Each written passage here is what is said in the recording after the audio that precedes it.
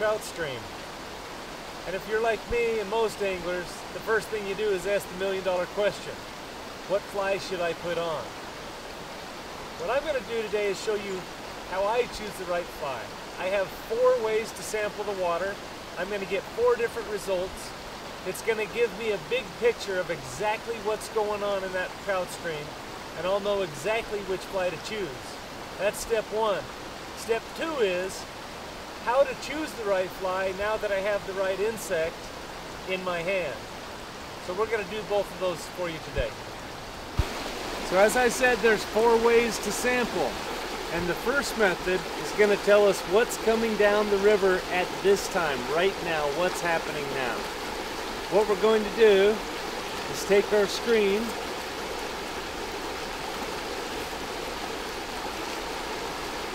hold it over our net,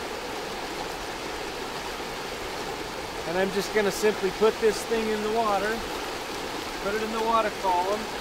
I'll move it back and forth.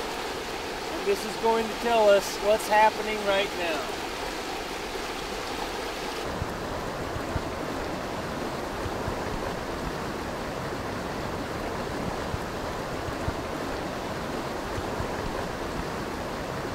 Now the second way to sample is going to tell us exactly what food organisms will become available to the trout in the event that an angler comes into the water and lightly disturbs the water, or an animal walks into the water and gets a drink, or if the water level changes.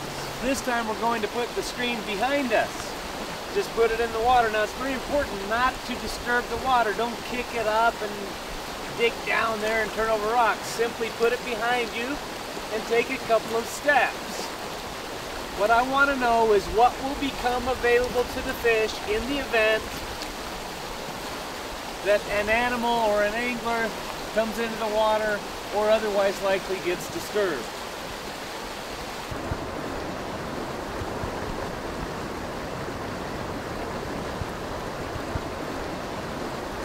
Now the third method of sampling is going to tell us more of a totality of really what lives in this body of water. With this method, I'm going to put the screen downstream of me, and this time I am going to really get down in there and dig it up. I'm going to turn over rocks and dig down in there. I really want to know exactly what food organisms live in this body of water.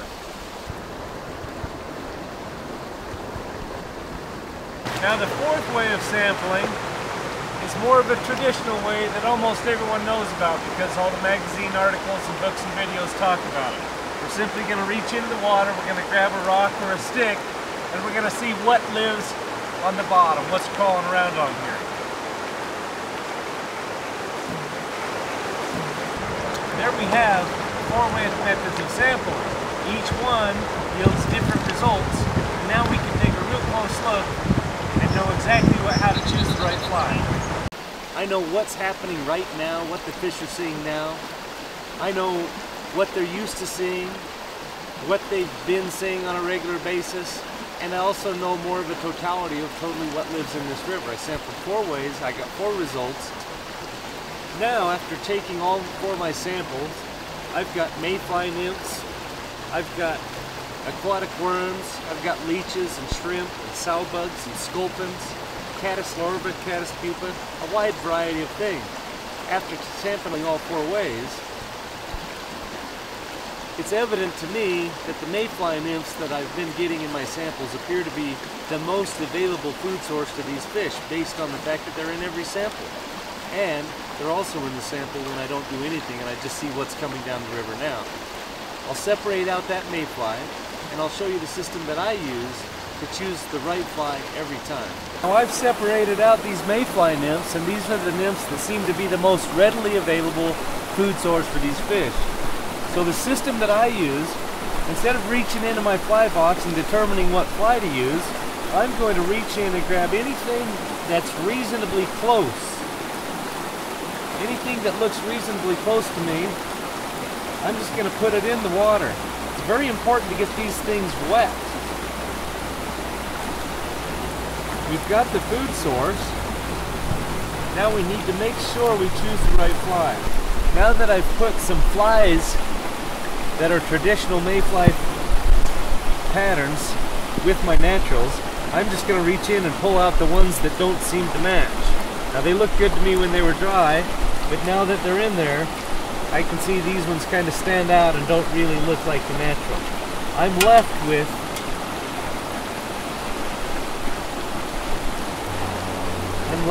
two patterns.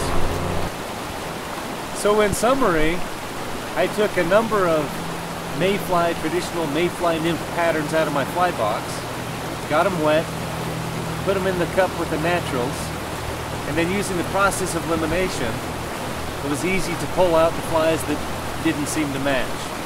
So now I'm left with two flies that look exactly like the naturals after they're wet, when they're in the water with the naturals, and now I know which fly I'm going to catch my fish on. It took me about 15 minutes.